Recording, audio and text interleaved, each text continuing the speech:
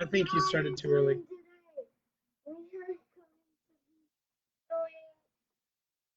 The Bible with my daddy here. Then we are going to be doing Mara. Oh, the synopsis. You forget the synopsis. And there's no joke of the day? No joke of the day. Hello, welcome to Everyday Storytime. How are you doing today? We are going to be reading the Bible, then we are going to be doing the synopsis, then we are going to be reading Mara. If you didn't catch that, we are going to be doing the Bible, then we are going to be doing the synopsis, then we are going to be doing Mara. I'm going to give you guys a closer look. Okay. Hopefully you guys are drawing Mara or any Egyptian person you want in the book. Okay, so we're going to start off by Ephesians chapter 6. I've actually got it right here is your link. All right, so I'm going to be reading this for you. Hopefully Rebecca joins us. Kim, have you sent out the links? Okay, Ephesians chapter 6. Children, obey your parents in the Lord, for this is right. Honor your father and mother. This is the first commandment with the promise, that it may go well with you and that you may live long in the land. Fathers, do not provoke your children to anger, but bring them up in the discipline and instruction of the Lord. Bondservants, obey your earthly masters with fear and trembling, with a sincere heart as you would Christ, not by the way of eye service as people pleasers, but as bondservants of Christ, doing the will of God from the heart, rendering service with a good will as to the Lord and not to man, knowing that whatever good anyone does, this he will receive back from the Lord, whether he is a bondservant or is free. Masters, do the same to them, and stop your threatening, knowing that he who is both their master and yours is in heaven, and that there is no partiality with him. Finally, be strong in the Lord and in the strength of his might. Put on the whole armor of God, that you may be able to stand against the schemes of the devil. For we do not wrestle against flesh and blood, but against the rulers, against the authorities, against the cosmic powers over this present darkness, against the spiritual forces of evil in the heavenly places. Therefore, take up the whole armor of God, that you may be able to withstand in the evil day, and having done all, to stand firm. Stand therefore, having fastened on the belt of truth, and having put on the breastplate of righteousness, and as for shoes for your feet, having put on the readiness given by the gospel of peace. In all circumstances, take up the shield of faith, with which you can extinguish all the flaming darts of the evil one, and take the helmet of salvation and the sword of the Spirit, which is the word of God, praying at all times in the Spirit with all prayer and supplication. To that end, keep alert with all perseverance, making supplication for all the saints, and also for me, that words may be given to me in opening my mouth boldly to proclaim the mystery of the gospel, for which I am an ambassador in chains, that I may declare it boldly as I ought to speak. So that you also may know how I am and what I am doing, Tychicus, the beloved brother and faithful messenger in the Lord, will tell you everything. I have sent him to you for this very purpose, that you may know how we are, and that he may encourage your hearts. Peace be to the brothers, and love with faith from God the Father and the Lord Jesus Christ. Great grace be with all who love our Lord Jesus Christ with love incorruptible. That is the end of Ephesians. Tomorrow we will begin Philippians. And I see one person online, so let me know who you are. Okay, Kimmy says it's her. So, excuse me. At this time, we are going to do the synopsis. Kimmy, are you ready? Here she comes. You're fine. So what happened in the last chapter was Chef 2. Again, I remember them at the very end of the book. Chef 2, he found out about Mara. about her being a double agent and all. And then, JJ, that's very distracting. Could you stop? And then he set up a trap to catch her, except instead of Mara telling her master, the juggler, he told her master. Yeah, Sahire. He told her master all about how they had this ship full of gold and they were gonna ambush it. And then Chef Two's like, Mara, you told your master about this and blah blah blah blah blah. And she's like, no, I didn't. And so after a bit, she does go over to her master and tries to find out what he's gonna do next so that she can warn Chef Two. I mean, she's like going out of her way to help them, and they're like treating her like she's the enemy, which in a sense she kind of is. They think she is. True, but yeah.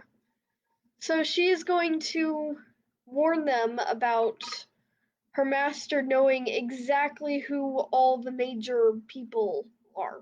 Except for who's the one person that he doesn't know who it is. Chef Two, but as soon as he sees, Why doesn't he know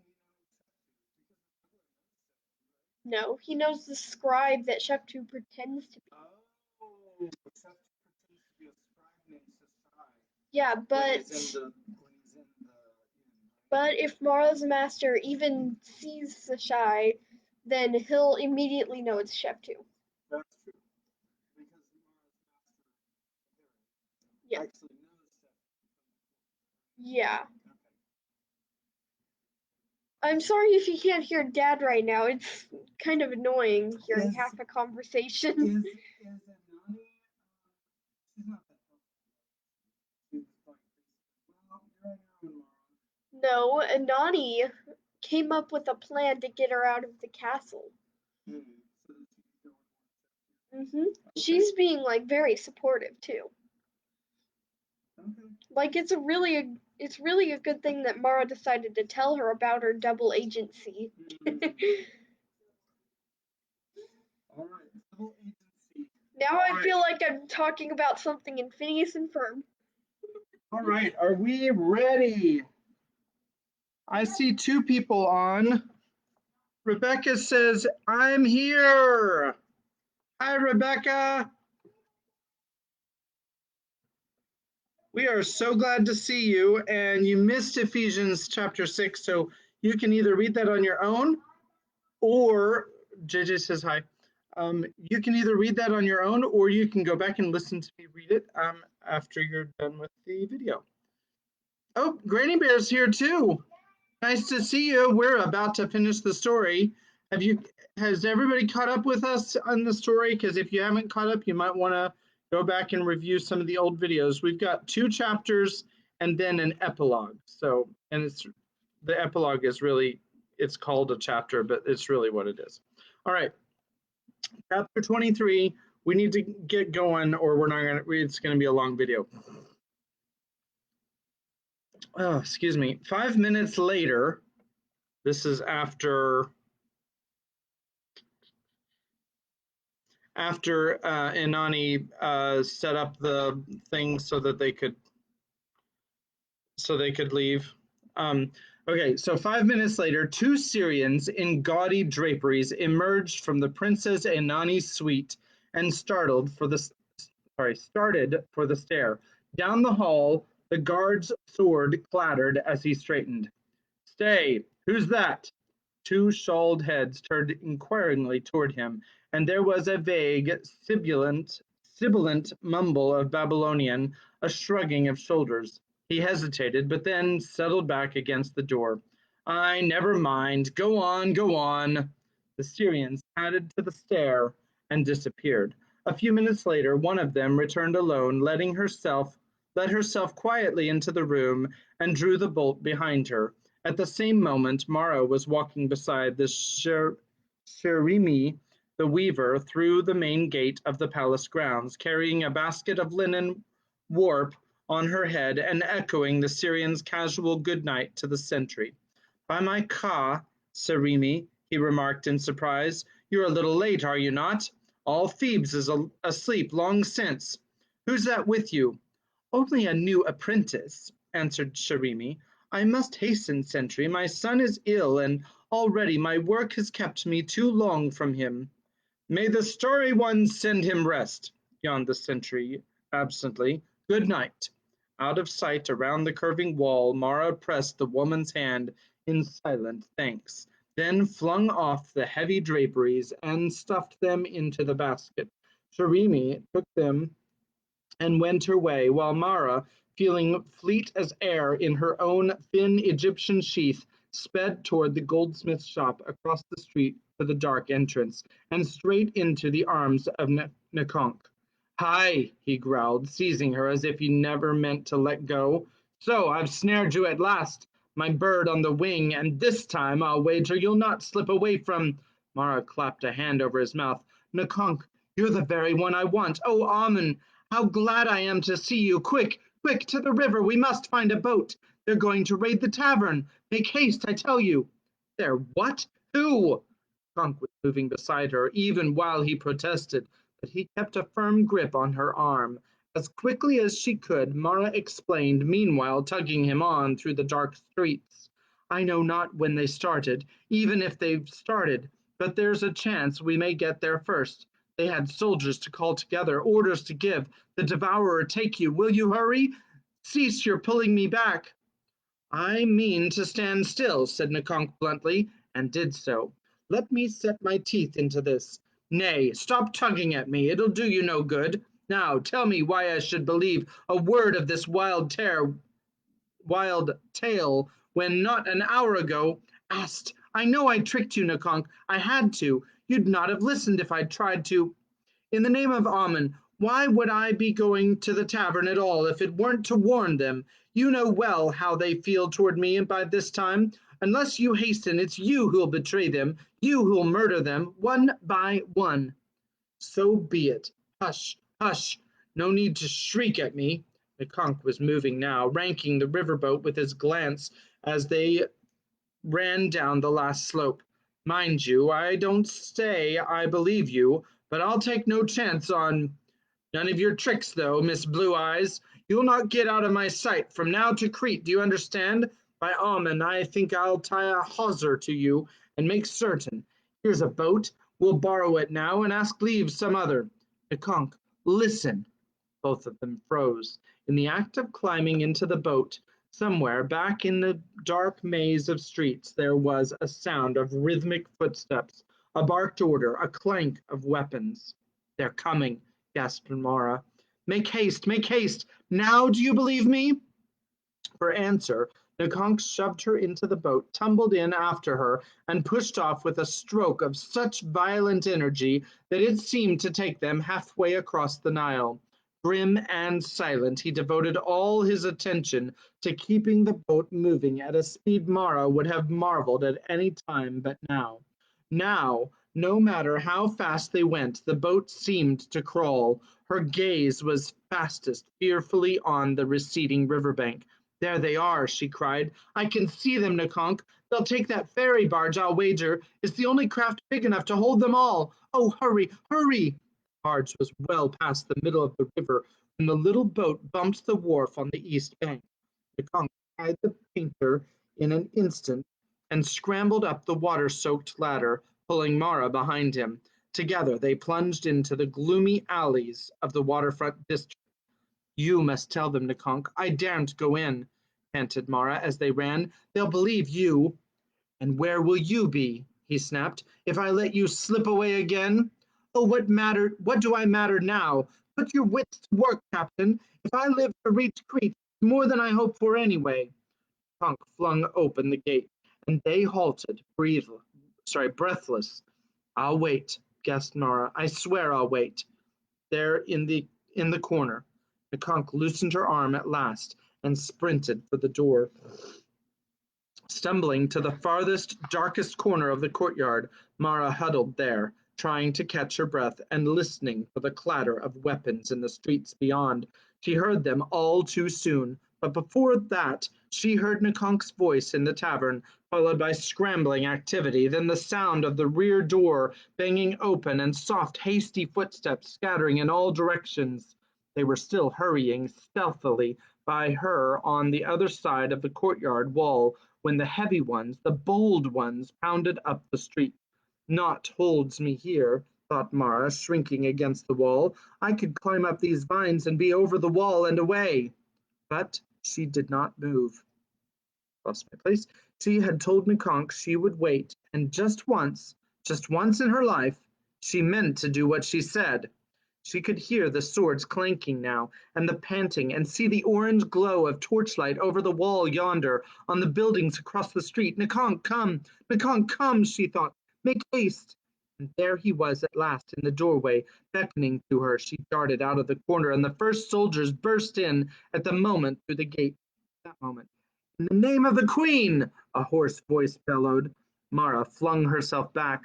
Nikonk vanished, and the raiders poured into the courtyard.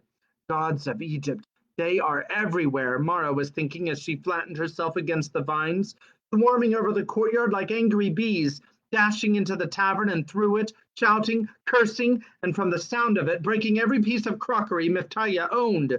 Some ran out the back. She could hear them beating about the alleys, calling to one another, growling their fury that for the second time that night the prey had eluded them. Mara found herself laughing silently, clutching the vines in wild excitement. They all went free. She exulted. You sons of crocodiles, they all slid through your claws, every one. Then a light glared in her face. Who's that? Cried a voice. Ast, I found one at least. Come out of there. A rough hand dragged her forth. Look you, it's a maid. A maid, echoed another one she knew. She twisted about to face Shadzar, the Libyan. By the sacred horn of Hathor, he exploded. What keft spirited you out of the palace? With a guard at the door and every sentry warned. Mara loosed her held-in laughter, ringing clear and mocking and triumphant through the courtyard and the empty inn. You daughter of 40 devils, spat the Libyan, grabbing for his whip. I'll teach you to laugh at me. From long habit, Mara flung an arm over her face, half crouching. The first savage familiar bite of the lash quenched her laughter. As she gasped under the second and the third and the fourth, she knew her 30 short days of freedom were at an end. When Mara walked into the great audience chamber of the Golden House, weary, sore, with hands bound tight behind her, it seemed a different room from the one she had entered the morning of Inani's audience with the Queen. Now soldiers instead of courtiers stood in groups about it, and torches blazed on every wall, throwing dancing, dazzling reflections over the dais and the electrum throne, which stood tall and empty, awaiting its occupant. Not gentle Inani, but Shadzar stood beside Mara, whip in hand, and no Lord Shaftu lounged with deceptive laziness in the background, ready to throw her a glance of encouragement, devise a way out. Instead, there was Senmut, the architect, hastily summoned from his bed and talking in low tones with his brother Nehera, and there was no way out. Count Senmut's ravaged face showed a fierce elation. He kept looking over his shoulder toward the door leading to the Queen's private apartments. I made her summons urgent, Mara heard him murmur, and we'd best wait. She'll want to do the questioning herself, Amun. What luck is this? Now perhaps that cursed affair of the bodyguard will be forgotten. Her radiance has shown me naught but the edge of her tongue these last few days. I must confess, you say the slave girl's your only capture? Aye, but she's enough, provided she'll speak truth. Senmut glanced at Mara, his cheeks furrowing with a faint, contemptuous smile. There are ways to ensure that. Mara heard him as from a great distance. None of this seemed quite believable. Disasters had fallen in such a deadly rain that she felt dazed by now. The night seemed to have been going on forever, like a chaotic dream. Only the fresh welts across her shoulders were vividly real. They throbbed without ceasing, each stripe separately, like crisscrossed bands of fire. I have grown soft, she thought, or else this Libyan's hand is heavier than Zosha's ever was. There was a sudden stir among those who stood nearest the inner door. Now we'll see, breathed Senmut with satisfaction. He crossed the room quickly. The soldiers effaced themselves against the walls, and the Libyan gave Mara a shove which sent her sprawling on her face, unable to catch herself because of her bound wrists. The whole company dropped to their knees as the door swung open. Behold, intoned the chamberlain, the majesty of the Black Land, Horus of gold, enduring of kingship, splendid of diadems, ruler of Upper and Lower Egypt. Enough! Rang Hatshepsut's high metallic voice, accompanied by the whisper of her sandals across the floor. I care not for ceremony in the middle of the night. Count Senmut, what, I pray you, is of such vast importance that I be roused from my couch at this hour? Move that cursed cushion, I like it not. Mara lay tensely quiet, intensely aware. Everything was real now, too real. Her shoulders burned with fresh pain from her wrenching fall, and the architect's soothing tones turned her sick with dread. Your radiance will scarce regret the loss of a little sleep when you hear my news. I have this night, with some help from my esteemed brother, Lord Nehera, struck the death blow. Conspiracy against your enduring majesty's throne and person. The very conspiracy, in fact, that we have long suspected to be in progress, under the secret direction of your kinsman, the Pretender. Fewer words, Count Senmut. Do you say you have caught the leaders? I see them not. Majesty, this wretched slave girl you see before you, she is the leader? You ask me, said the queen waspishly, to believe that tale? Shining One, my tale is not yet told, retorted Senmut. When you see the face of this wench, pull her up there. Mara felt the Libyan's rough grasp. The next instant she was on her knees, looking straight into the glittering dark eyes of Hatshepsut.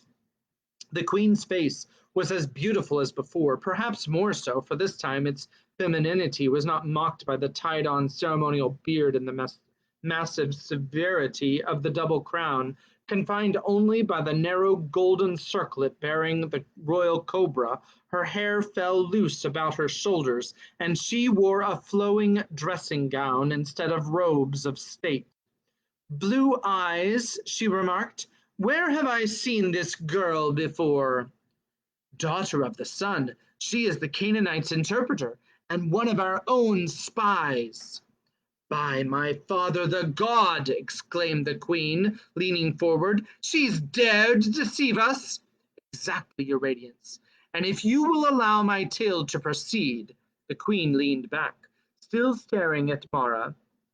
Go on, she ordered. And so the tale was told, with all the eloquence and subtle emphasis on his own cleverness of which Count Senmut had made himself master through long years of courting the favor of his queen. Mara listened with growing astonishment, scarcely able to recognize the happenings she knew so well. Nehera was scarcely mentioned, the soldiers and Sihure dismissed with a shrug. It became clear that Count Senmut alone, inspired by his pure and lifelong devotion to the Radiant One, had solved the whole riddle in a flash of genius, conducted the raid single-handed, and desired naught for reward save the smile of Pharaoh. Aye, and Pharaoh was beginning to smile. Prince of serpents, thought Mara, almost in awe.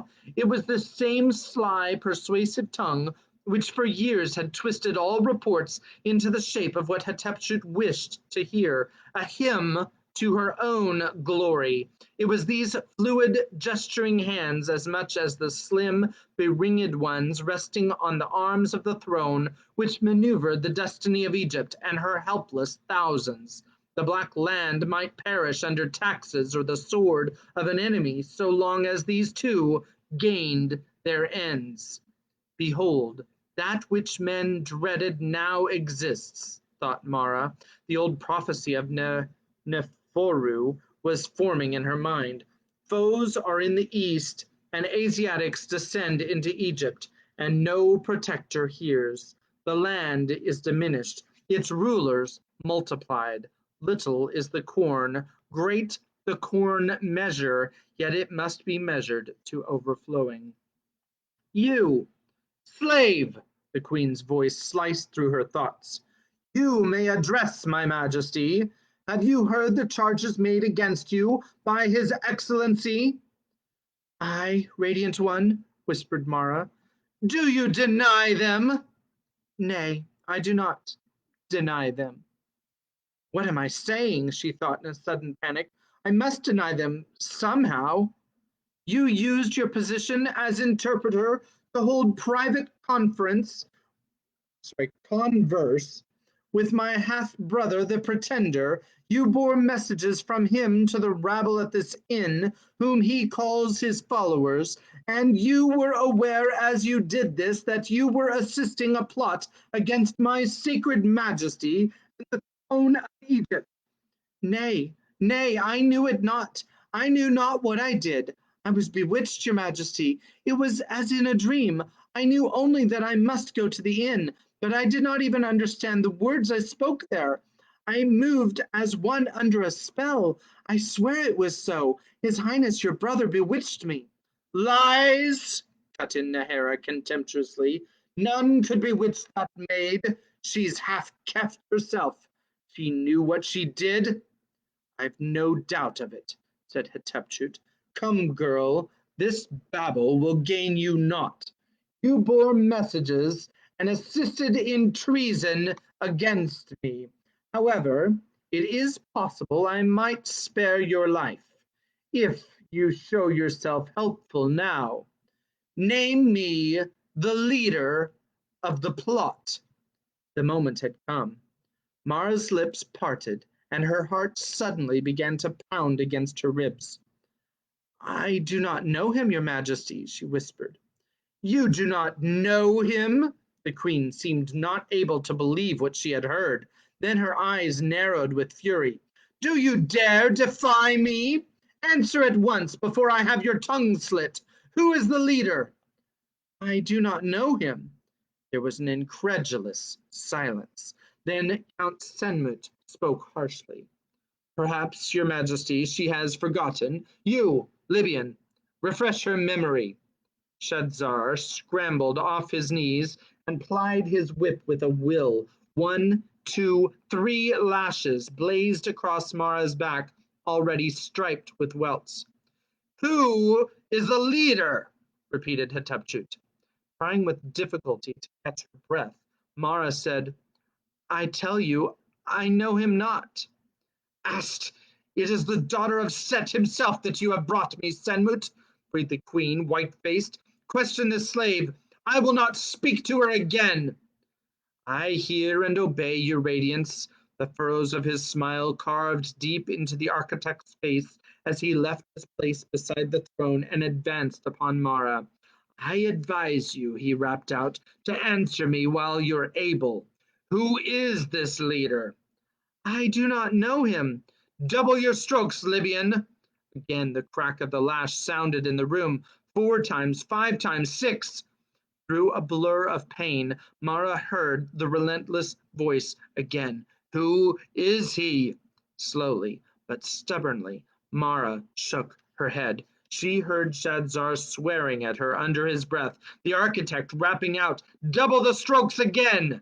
Mara gasped in protest, then in agony, as the lash bit through the linen of her dress and laid open the skin beneath. She felt the linen tear away from her back, heard the whine of the next stroke, and tried to brace herself for it. But the lash was living fire now, and each blow tore through her flesh. She could not brace herself. She could only retch helplessly, try to twist away from the remorseless whip and grow sicker, dizzier. Stay a moment, cried Hatshepsut. Call off your Libyan ape, Nehere. He'll kill the girl, and we'll be no wiser than before. You slave, up on your knees and listen to me. Can you hear what I say?" The room was whirling, and the voice seemed to whirl too. But after a moment, splashes of light appeared through the hazy darkness, swam into focus, and resolved themselves into the torches. Mara felt herself pulled to her knees. Senmut was repeating the queen's question impatiently. "Can you hear Her Majesty?" Mara nodded, sick with the smell of blood and the taste of it on her lips when she tried to moisten them. "Listen well, then," ordered Hatshepsut. "I will spare you all further punishment for your crime if you will answer the question. More than that, I will free you from slavery and give you 50 gold deben and a silver chain. Think! Only a word or two, and you will walk out of this room a free maid, with gold in your sash and your life before you." Gold and freedom, thought Mara dimly. Once I wanted those things above all else. "Majesty," she whispered again, "I do not know the leader." Nehera's cold voice broke the heavy silence which followed.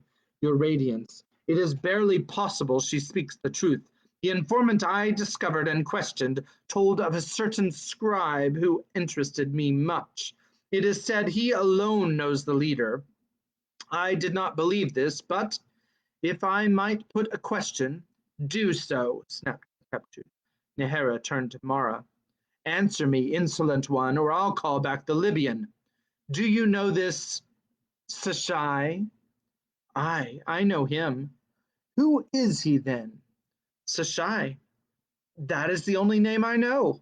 "Liar! You know him well, well indeed, according to that juggler. Was it not he who warned you when his own followers would have killed you? Aye, and was it not he who risked his own neck to save, risked your own neck to save, he and others?" "What others?" Mara was silent a moment, then she said, "Those like myself." "And who is so worthless as yourself, pray? What babble is this?" "You would not understand," thought Mara, "even as I told you. You do not know those others, but I know them, son of Set, Nakonk and Ashur and Mithkaya and Menefer, and the temple priests, and the fishermen on the Nile, and the goldsmiths, and the carpenters, and the potters, and the stonecutters going home from their work in the city of the dead, and their friends and kin, and they are the others." She understood Inani's story now. They were her friends and her kin, the only ones she had. They were Egypt. "I do not do this for the king," she thought in wonder. "I do it for Egypt."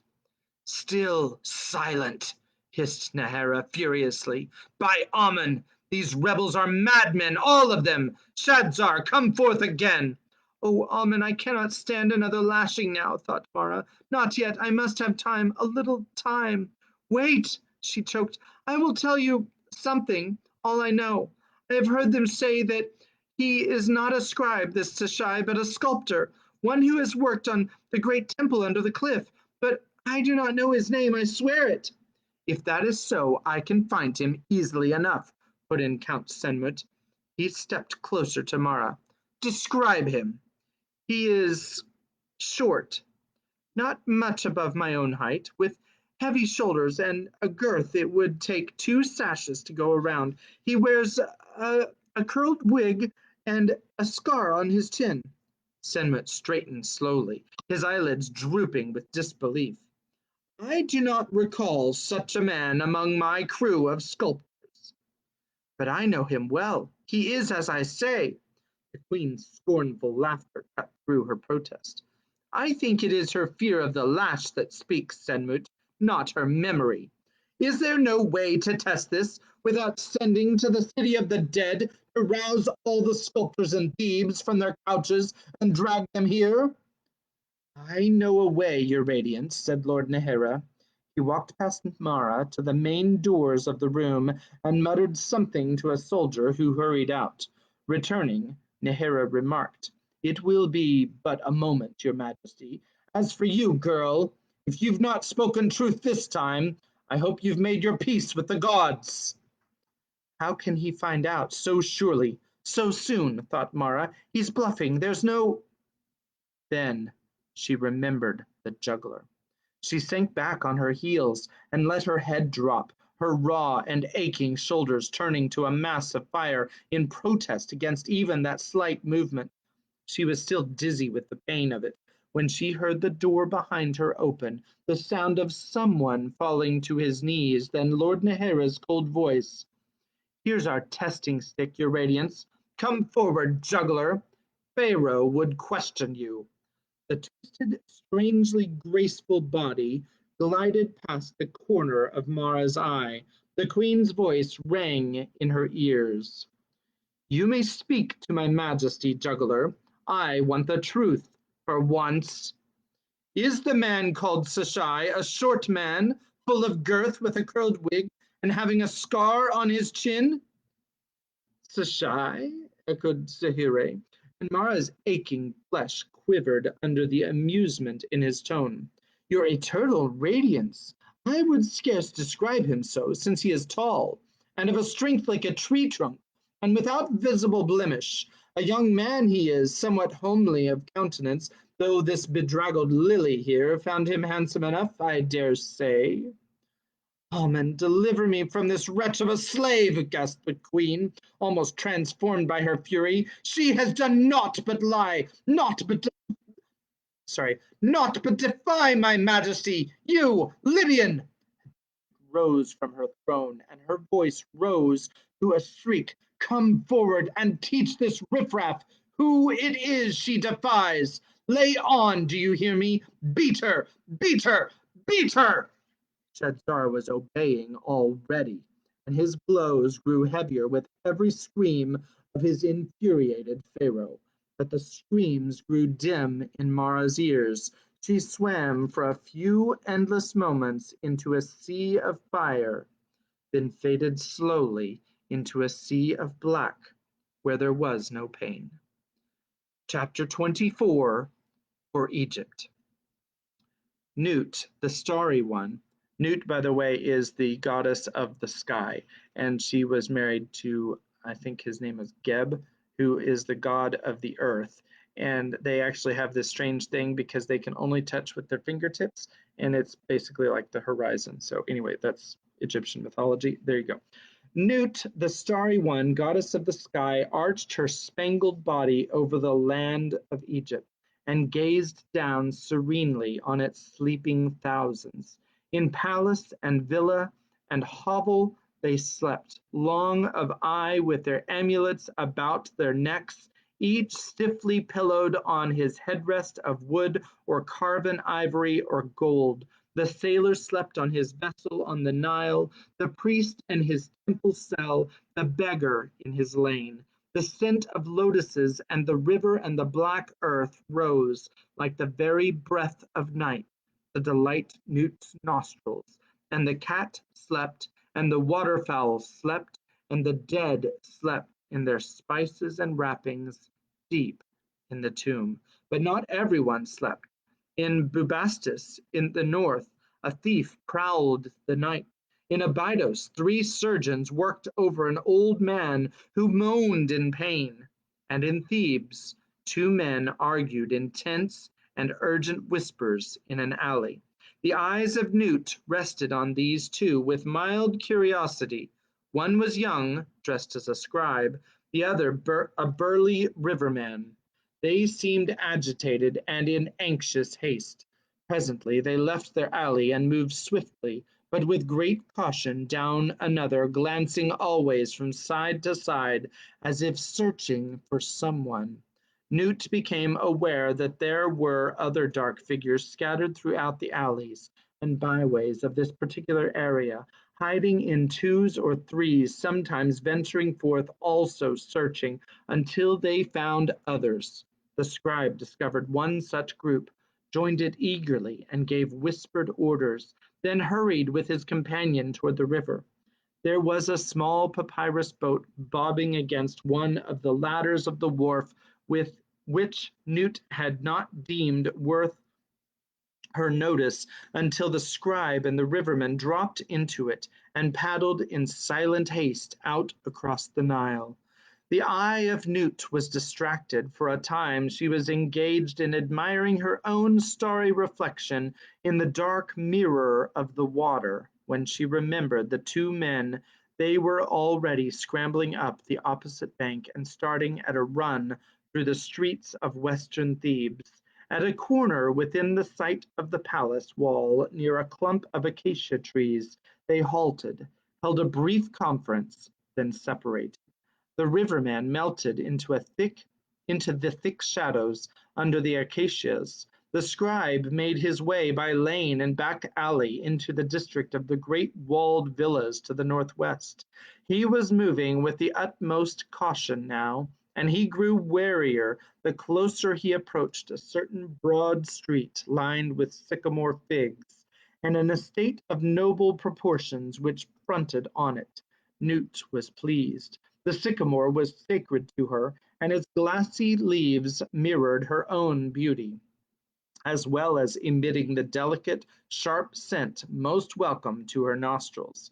Because of the sycamores, she looked with favor on the estate, whose walls the scribe was circling stealthily, and smiled when he scaled the wall by means of its vines, slipped through a corner of the large date grove, and approached the great columned silent house set in its midst. She watched him until he gained an inner courtyard by the servants' wing and knocked softly on the door. Then the faint cry of a woman in Memphis reached Newt's velvet dark ear, and remembering her duties as protectress of mothers and childbirth, for was she not the mother of the great Osiris himself, she turned her attention to another drama. "Erynemon," whispered Sheftu, knocking again, and more insistently upon the door. There was the sound of a startled movement within. Then the old man's voice. "Who's there at this hour of the night? Wait, I'm coming." In a moment the door was opened, and a cautious crack. Then it swung wide, revealing an Erynemon who looked strangely shrunken and fragile, and bald as an egg, without his eye paint and elaborate wig. "Your lordship," he gasped. "What is—" "Hush! Let me in quickly." Sheftu stepped into the room and silently closed the door while the old man fumbled to light a lamp. "Erynemon, has anyone been here tonight? Have you been disturbed?" "Nay, my lord, none but that Midianite trader earlier this evening, come peddling his wines as he does every—" "No one else? You have seen no soldiers about?" "Soldiers? Indeed, no. What would soldiers—" The lamp glowed into the brightness now, and Erynemon turned to study his master's face by its light. "Your lordship, is there trouble? Does it mean something is wrong, that no soldiers have been here?" "Nay, it means all is unbelievably right, as yet. Oh, Amun, it means I have made a terrible mistake, perhaps a fatal one, for a maid who still keeps silent, even at this moment, under I know not what punishment. Quick, Erynemon, rouse one of the grooms. I want Ebony and the black mare hitched to my chariot within 5 minutes, and ready in the main courtyard." Sheftu caught up the lamp from the old man's table, and, shielding the flame with his hand, dashed through the servants' wing into the inner garden and up the stairs to the second floor of the main house. Once in his own room, he tore off his coarse scribe's garments and put on fine linen ones, with his costliest jeweled collar and a golden headcloth. By the time he reached the main courtyard, the blacks were harnessed and tossing their silken heads. Seizing the reins from a sleepy groom, Sheftu leapt into the chariot and snatched the whip from its holder. "Your lordship, take care," begged Erynemon, in a quaking voice, gripping the side of the chariot with both hands. "I fear for you. May I know where you are going?" "Aye, and you may know all as well that I may never come back. And you may know as well that I may never come back. I go to the palace, old friend, to stick my head in a noose. Pray to the Shining One that it will not tighten too soon." Sheftu leaned to grip the old man's hand. Then he popped his whip, and the chariot plunged forward amid a clatter of hoofs, spun out, and the imposing gate and down the street of Sycamores toward the palace. In Memphis the baby had been born. a tiny man-child yelling lustily in the Egyptian night. Already the mother had tied a protective amulet about his wrist, and the father was hurrying to burn a pinch of incense for Newt, the great mother, in gratitude for the safe birth. As its fragrance drifted upward to the nose of the starry one, she smiled serenely and allowed her lustrous eyes to move again to Thebes. She could not find the scribe now. In the great villa under the sycamores, she saw none but an old man in night clothes, standing alone by the gates with his bald head bowed in his hands.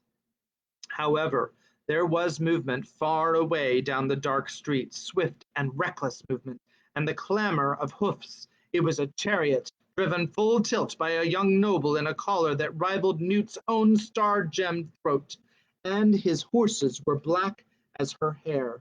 She watched him with interest as he sped through one street and then another, and upon rounding the last corner beside the palace walls, pulled up short beside a clump of acacias. She thought she remembered. Aye, it was the same, for out of its dark shelter darted the river captain, who held a hurried conference with the noblemen, then set off at a lumbering trot around the curve of the palace wall. The other whipped up his horses and drove straight for the main gate. His voice, bold and demanding, floated faintly to Newt's faraway ear, and in a moment the palace gates swung open. At his barked order, the sentry snapped to attention, raising his sword to salute as the chariot flashed past him and whirled down the East Avenue. The Starry One had seldom encountered a more impetuous young man, and she found herself pleased by him. She wondered where he had sent the riverman, and to what purpose. After a brief search, she discovered the captain some distance to the west, pounding heavily at a door of long barracks which housed the Pharaoh's bodyguard. His answer was the flare of a lamp within. Then the door swung open. Newt blinked rapidly at the light, causing 1,000 stars to twinkle. To her disappointment, the captain stepped into the lighted room where her night-seeing eyes could no longer follow him. "General Khofra," panted Nakunk, "I am he. What is it, man?" "I bring the signal. Lord Sheftu's orders, to be obeyed tonight, at once. He bids you rouse your soldiers. At the mark of 4 exactly, there to march on the palace. Overpower the sentries first, and leave enough archers at the gates to hold off the regulars should they try to bring aid. Then—" "Stay a moment," burst out the general incredulously. "Tonight? The revolution's to take place tonight? At the mark of 4, no later. Hearken. Once in the palace, you're to send a detachment for the king's apartments, while you storm the throne room. Take plenty of men for that. We think the room's full of regulars. You've just half an hour. Hasten." "You must be mad, my friend. I can't do it that fast." "The gods willing, you can," bellowed Nakunk. "By Amun, you must. Lord Sheftu walked into the lion's jaws, and he'll die like a trapped rat if we don't bring it off." "He may, anyway." Nakunk jammed his wig down more firmly onto his head and reached for the door latch. "What of the other factions?" barked Khofra, who, in spite of his protests, was hurriedly buckling on his leather tunic. "The priesthood, the nobles who've sworn loyalty, the common folk, have they been roused?" "That's where I'm going now, to rouse the nobles. I've comrades across the river doing the rest. By this time the Queen's high priest has fallen. If all's gone well, and there'll be a procession out of the temple at dawn, followed by the populace. They'll do their part, never fear, but without your seasoned troops—" "They're far from seasoned, Captain," said the other grimly, seizing his helmet from a chair. "The thing's impossible, but by every god in Egypt I'll do my best." "Luck go with you." Nakunk plunged out into the night again as Khofra vanished down the long hall of the barracks to rouse his soldiers. Remember, Khofra was the war eagle, or whatever it was. The very, very, very, very beginning, Sheftu arranged that alliance. There it is. Newt did not see the captain emerge, for she was watching the young man in the shining collar. He had abandoned his chariot near the palace stables and set off at a run through a maze of gardens and courts. Ahead, in the direction he was running, lay the north wing of the Golden House, and the great hall where the woman Hatshepsut, she who arrogantly claimed descent from Nut's own glorious grandfather, Ra the Shining One, was accustomed to hold her audiences. Something was happening in that hall, something ugly, but there was too much torchlight for Newt's dark-loving eyes to make out what it was. She felt a flicker of apprehension, quite unsuitable to a goddess, when she perceived that her bold young man was making straight for the anteroom that adjoined the hall. He passed into the midst of light that surrounded the portals. Then, to Newt's disappointment, he, like the captain, vanished through a torch-lit door. She shrugged her starry shoulders. These scurrying mortals had amused her, but now she would spend that what remained of the hours of darkness in admiring her beauty in the mirror of the Nile. She began to do so, but soon the urgent calling of a woman in the Delta recalled to her mind her age-old duties, and she forgot Thebes as she ushered another new Egyptian into the world. Mara swam up slowly out of her sea of dark oblivion. Someone was splashing cold water into her face and shaking her roughly. They will only beat me again, she thought, keeping her eyes shut. I'll pretend. But even as she planned it, she gasped and cringed as the hand touched her raw shoulders. She's but feigning now, said Nehera. Up on your knees, you! But it was not his voice which forced her eyes wide open suddenly, jarred her whole mind alert. It was another voice, outside in the anteroom, and a stir among the soldiers who stood nearest the doors. Up on your knees, I said, repeated Nehera. Then impatiently, what is that? Who's outside there? A noble, who demands admittance, excellence, mumbled one of the soldiers. He seems most... Let him in, commanded Hatshepsut. Mara raised herself to her knees, disregarding the pain the movement caused her. It couldn't be. It mustn't, but it was. The tall doors swung open, and an arrogant, gold-decked figure she had never thought to see again strolled through them and bowed with debonair grace toward the throne. Good evening, radiant one. Excellencies, rejoice, remarked Lord Shephew. He did not glance at Mara, nor did she at him after her first agonized recognition. Her attention froze on Secure, whose sudden intent frown showed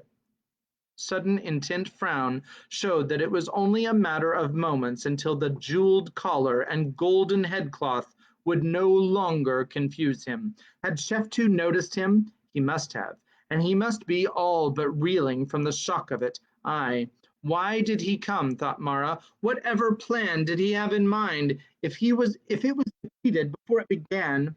You might rather say good morning, the queen was remarking irritably. Have we turned night into day, or is it your habit, Lord Sheftu, to visit the palace at this hour? I suppose this audience was secret? Your Radiance, it is difficult to keep anything secret in the city of Thebes when both servants and rivermen gossip like magpies often with each other. I felt my place was by your Majesty's side. However, the smooth voice took on a note of amusement. I seem to have overestimated the emergency. Where are the criminals, daughter of the sun? Surely my Lord Nehera's adroit and fearless coup netted more than one wretched slave girl. A poor catch indeed, but all we have, returned the queen, frowning at Nehera, who had gone red with anger, and the stubborn wench has told us not. Perhaps she knows not, suggested Sheftu carelessly. But whether she be innocent or guilty, your Majesty has been ill-advised in the manner of questioning her, he added with a glance at Senmut. The maid looks half dead. Should she defy Pharaoh and go unpunished? Snarled Senmut. Nay, but on the other hand, of what value is her corpse? Mara listened breathlessly.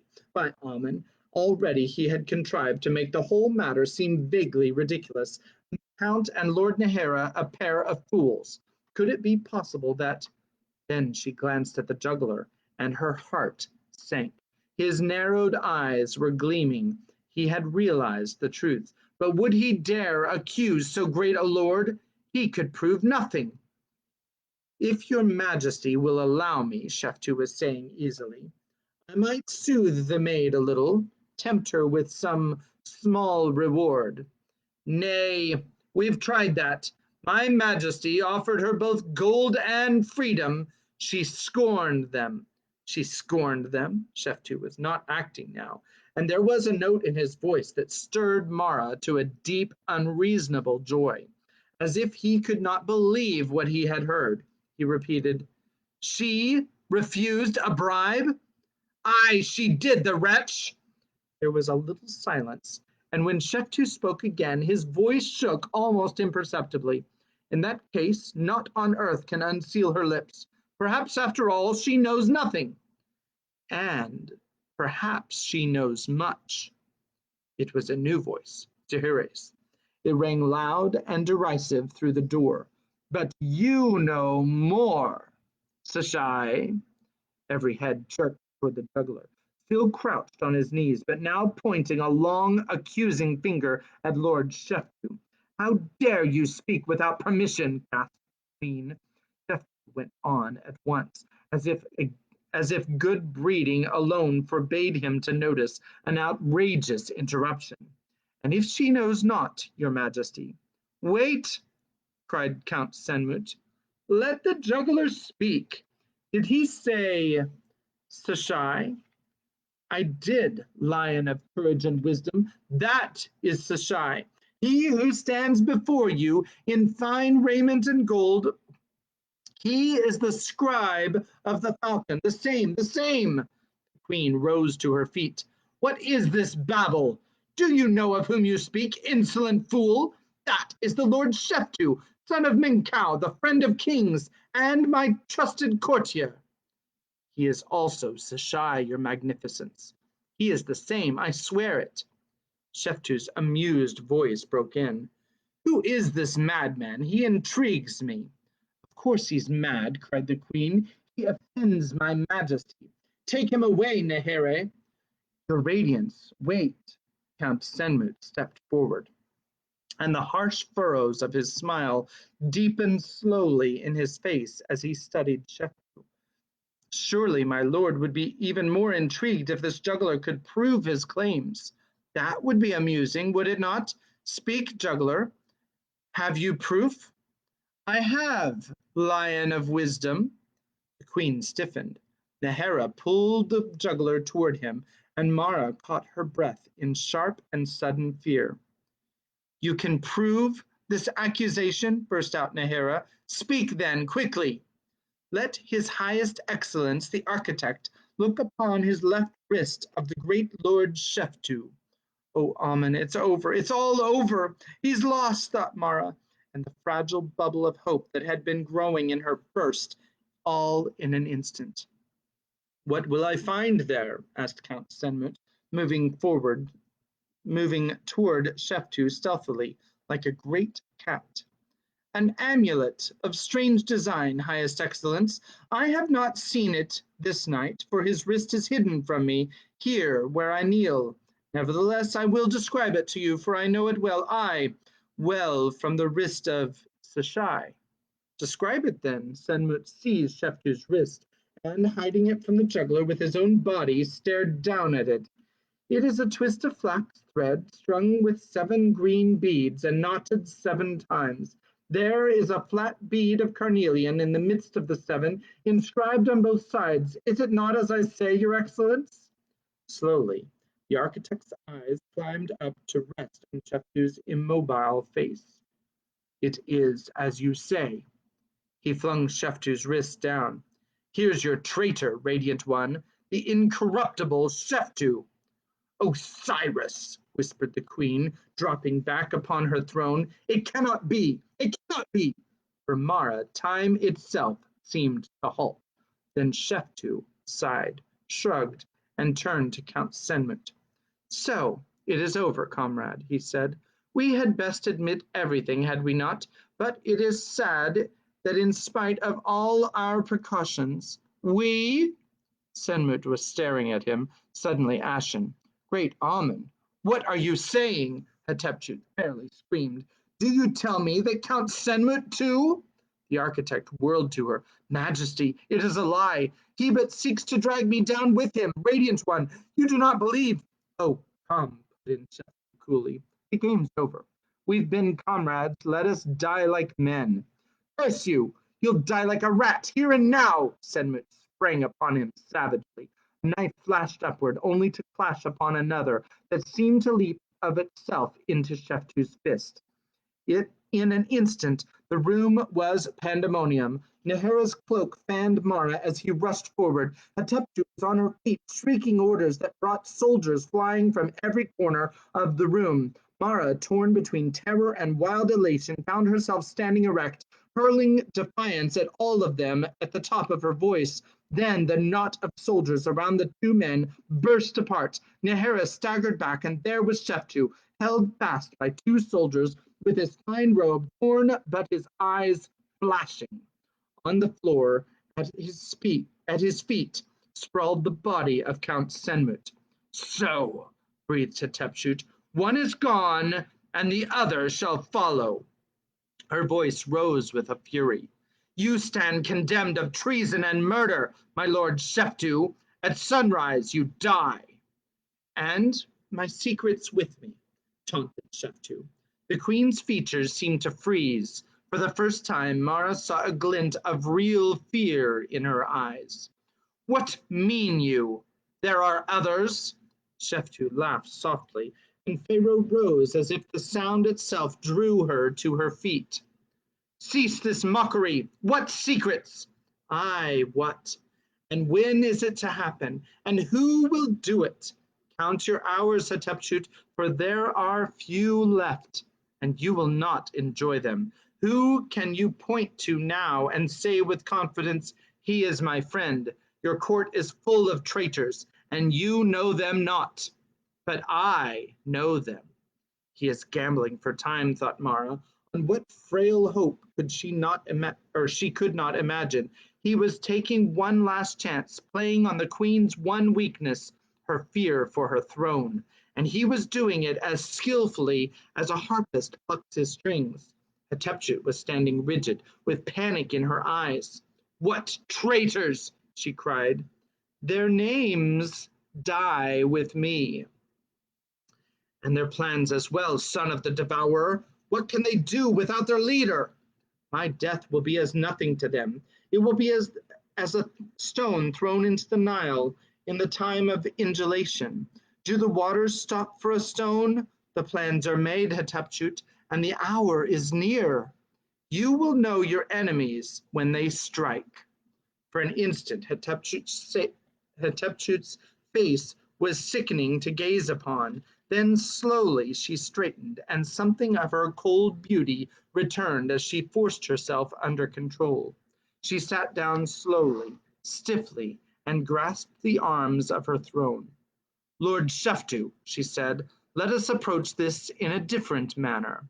Why go to your death when you might serve me in Count Senmut's place, when you might own the choice lands that were his, tax-free, when you might be the most powerful man in Egypt? All this I could give you, or more, whatever you asked. Surely there is some treasure you crave. Sheftu hesitated, and a gleam of triumph appeared in Hatepsut's eyes. At last he said, Aye, there is, your majesty. The queen let out her breath slowly and relaxed, leaning back with a faint smile twisting her lips. Soldiers, release his lordship, she commanded. The men loosened their hands and stepped back. Sheftu stood free. At once he turned, strode quickly to Mara, and took her in his arms. Mara, in a rapturous confusion at the unexpectedness of it, barely heard the queen's outraged exclamation, but she felt with all her heart the gentleness with which Sheftu held her, taking care not to touch her blood-stained shoulders, and she heard his murmur in her ear, "O Mara, my beloved Mara, I could save thee, but they came not, and it will soon be too late." "Who comes?" she whispered, but the queen's mocking laughter cut in. This is your treasure, Lord Sheftu? Aye, the greatest treasure in Egypt, a maid whose loyalty cannot be bought. Whatever bargain we make, daughter of the sun, must include her freedom. Mara did not see what signal the queen made to the soldiers, but suddenly she and Sheftu were jerked apart and held fast, and Hatshepsut was on her feet, her voice lashing at them. We will make no bargain, Nehera. Bring forth your Libyan and instruct him to beat this maid to death before his lordship's eyes, unless— Did you wish to speak, Lord Sheftu? Mara flashed him a terrified glance and saw that Hatshepsut had found her weapon at last. All Sheftu's cool poise had shattered in an instant. He was fighting his captors like a madman, though his lips were shut tight. Begin, Libyan, ordered Hatshepsut. The lash curled through Shadzar's fingers like a lazy black serpent, then struck. The pain was nauseating, though through it Mara heard Sheftu's furious voice, and though she could not understand what he said, she screamed out, "Don't speak, don't speak, it will not last long." It would not last long at all, she thought dimly, as the lash came down again. Already the blackness was closing in. She had had too much. After the next blow, she would feel nothing. But the next blow never fell. For an instant she could not distinguish the strange new sound she was hearing from the roaring in her own ears. Then she realized this new roar came from outside. Men were running, shouting, and suddenly Hatshepsut was crying out orders in a strange, hoarse voice, and Mara felt herself dumped like a discarded burden as the soldiers leapt over her and ran. The big doors burst open. Mara struggled painfully to rise, staring about her at the wildest confusion. Soldiers were everywhere, pouring into the room in endless streams, clashing in hand-to-hand combat with those ranged around Hatshepsut, who stood screaming orders before her throne. Nehera fell as Mara watched, and the gnarled old general who had struck him down whirled as the juggler crept past toward the inner door, seized him, flung him bodily into the arms of two archers. A shadow fell across her. Mara, O Amun, no hand but mine shall slay that misbegotten Libyan. Sheftu scooped her up, cursing incoherently, carried her to the far side of the room and thrust her into a pair of strong and sheltering arms she recognized with wonder as Nakonk's. As Sheftu whirled away again, she heard the captain's comforting growl in her ear. Now, little one, all's well at last. Everything's out of our hands. Our task is done. Rest, little blue eyes. He flung his cloak about her, and with a deep sigh of gratitude, Mara buried her face in the rough folds of his tunic and shut her ears to the noise of conflict, and shut her eyes. When she opened them, she knew not how much later, all was strangely quiet. She twisted about in Nakonk's arms, which instantly loosened, and for a moment had the peculiar sensation that she was back with Inanni in Hatshepsut's formal court. Once more the big room glittered with jeweled collars of courtiers, but now the walls behind them were lined thick with soldiers, those wearing the scarlet helmets of Pharaoh's bodyguards. The courtiers, headed by Sheftu, stood in two ranks down the length of the room. At one end of the open aisle thus formed was the dais, the great throne, and Hatshepsut standing motionless and stiffly erect, with her black hair falling in a cloud about her cold and beautiful face, and the cobra on her brow. At the other end, approaching her with the stride of a conqueror, came the long-fettered king. Oh, I'm running out of power. Can somebody go get my cord from downstairs? You have to unplug it from the thingadilly. The little thing that's behind the TV screen. You have to unplug it from that. It's the top plug. Please be careful with it. The cobra on her brow. I'm just going to wait just a minute for them to get that because I don't know if they can hear me. I hope y'all are enjoying the story tonight. Pretty intense.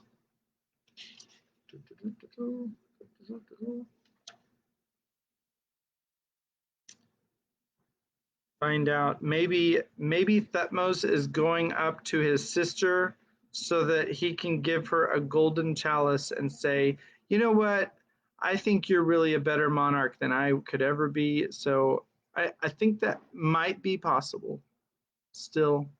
So sorry about this delay. I don't know what's taking them so long because it's not that hard to unplug it and bring it up here.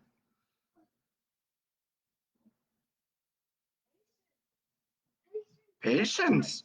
For the Jedi, it is time to reach its well. You didn't know it was taking us too long? Okay. The Force. And then we had to push All right. it out of the plug. Okay. Yeah, okay. This was plugged in so that I had power later, but it says 100% now. Okay. Now I have power. Yay.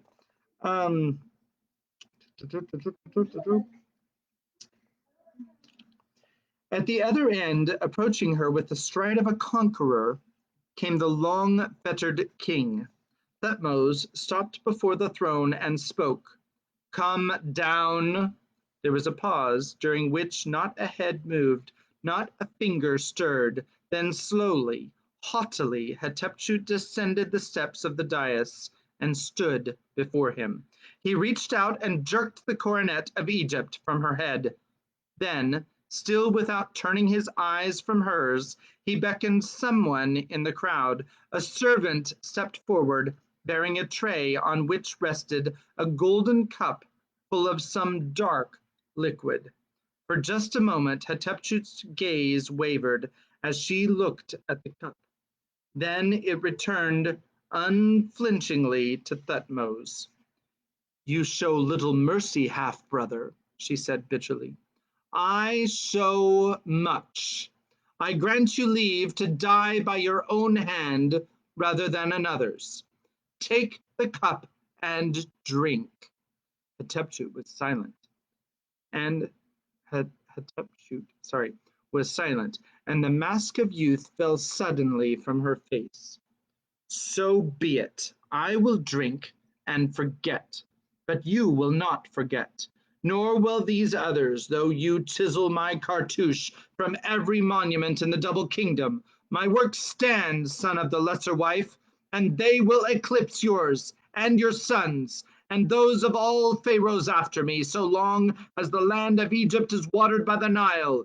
You cannot kill the name of Hatshepsut the Glorious. Now give me the cup. But I am Pharaoh, and I will not drink it here in the presence of my enemies. Stand aside that I may pass. With a sweep of her fragile, flowing robes, Hatshepsut turned and bore the golden cup to her private chambers. Thutmose followed her. The door closed quietly behind them. A sound like a sigh passed through the crowd in the throne room, but no one stirred from his place, though Sheftu turned to seek Mara's eyes across the space that separated them. It seemed a long time before the inner door opened again and Thutmose stepped forth, alone. At sight of the royal cobra on his brow, I was right, he did give her a chalice, didn't he? At sight of the royal cobra on his brow, the entire company fell to their knees. But the king walked straight to Sheftu, raised him, and grasped his shoulders in both hands. There was a low conversation, unheard by any save themselves. Then both turned toward Mara, and Sheftu quickly crossed the space of blood-stained floor and took her hand. Beloved, come with me, unless your hurt is too great. Conscious of 100 eyes upon her, Mara followed him painfully, but with pounding heart, down the double line of kneeling courtiers to the king. So, said Thutmose in the gentlest tone she had ever heard him use, it is the little interpreter who has saved Egypt and me this night. He was silent a moment, then lifted his hand to touch his lips and forehead in the salute of respect. Blue-eyed one, Never again shall you cover your shoulders. I declare your scars to be medals of gallantry, greater than any I could bestow, and it is my will that all the black land look upon them and learn the nature of courage. Gravely, he lifted a massive golden chain from his own neck and placed it around Mara's. Count, Sheftu, he added, raising his voice so that it carried to all parts of the room, I advance your status to nearest friend and adviser of Pharaoh. Your place is at my right hand as long as I rule Egypt. But I charge you now, leave me and find the most skilled physician in Thebes to treat this maid's wounds. Farewell, and the gods go with you. He turned away from them, and as they moved once more down the long room, they heard his confident and vigorous step advancing toward the throne. A moment later, his voice rang out, in the name of Ra, the Shining One, and of my father, whose royal will decreed it, I claim my heritage as Pharaoh of the two lands and sole ruler of Egypt. Chapter 25. The Street of Sycamores. Outside, the night was soft, the air dark and cool and fragrant. Mara walked with Sheftu past the archers guarding the entrance across the stone drive and through the gate of the lotus garden. There, Sheftu stopped at once and took her with infinite care into his arms. He kissed her lingeringly in silence, then tilted her chin and looked down into her face. Sheftu, she whispered, it's all over. Nay, little one, it's just beginning. Many things are beginning. With one arm still about her waist, he led her on across the dewy grass, and with every step Mara's heart grew lighter until even the pain in her torn shoulders seemed a thing of the past. Where are we going? She asked presently. To find the physician? My lovely Mara, the physician about to be lifted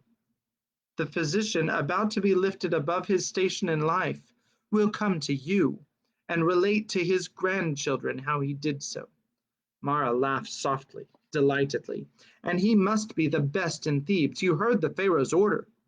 Then I suppose we are going to my room with the butterflies, which I never thought to see again. Aye, of course. I must wake my princess and tell her. You will send her home, Sheftu, as you promised.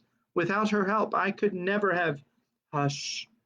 We'll tell her tomorrow, and she may sail as far as she likes. But we are not going to her now, little one. You are going home with me for the rest of your life. Sheftu, is it true? I can scarce believe it. Mara stopped walking and looked at him wonderingly. You're a count now, and I a freed maid. A free maid, and about to become a countess. Sheftu grinned down at her. I trust, he added, that you will remember to keep your sandals on. And if I choose not to, she retorted. He laughed softly, taking her face between his hands. Then you shall go barefoot. Who shall dare cross the will of the countess except the count? He dropped a kiss on her lips. Then his smile faded, and his arms went around her as if never to let her go. Oh, Mara, Mara, nay, I'm hurting you. We must go on, beloved. A countess, thought Mara dreamily, as they moved across the grass into the avenue of rams and on toward the palace stables. I shall be a countess and possess anything I like, and eat roasted waterfowl every day, and wear rings on my fingers, and have lotuses, always a fresh one, for my hair, all just as I boasted to Tita, except it will be better than that, oh, much better, for I shall be with Sheftu. They had reached the stables, and Sheftu was rapping out orders that produced hasty activity among the grooms. Soon a wide door opened, and 4 Nubians hurried out, bearing a canopied litter far grander than those Mara had made way for so often in the streets of Memphis.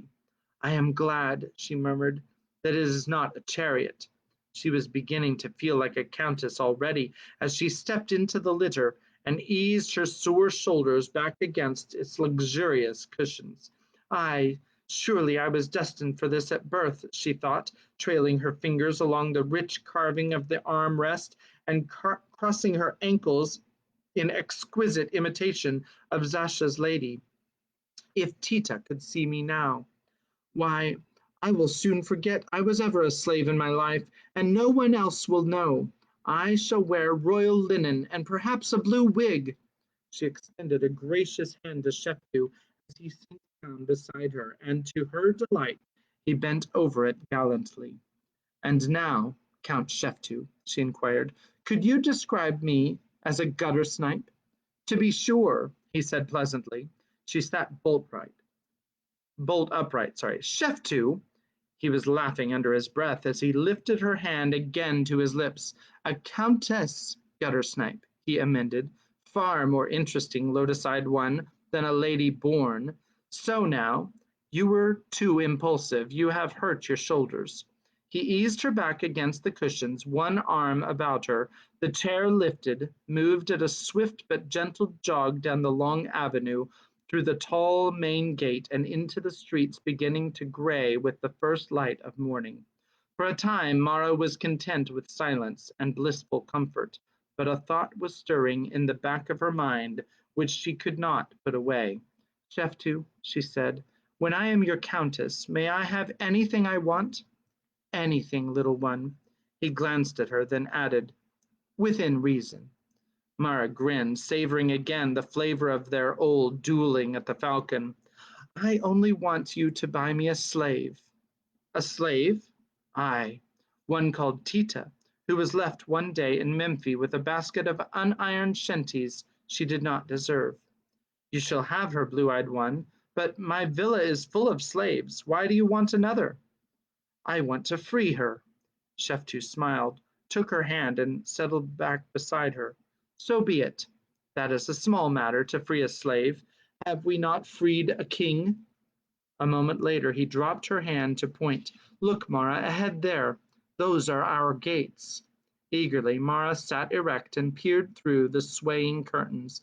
They were moving down a broad street lined with sycamores toward the imposing gates of a great white wall. Beyond the wall she could see groves and a spreading roof, the plumes of tall palms waving in the breeze, and still beyond over all shone the clear pink sky of morning. Even as the chair passed under the last sycamore and through the gates, a great procession of chanting, scarlet-robed priests was winding up the East Avenue toward the palace, trailing the fragrance of myrrh. Nut, the Great Mother, making her stately way westward to the dark of the underworld, paused at the perfume and the joyous noise, and glanced over a starry shoulder.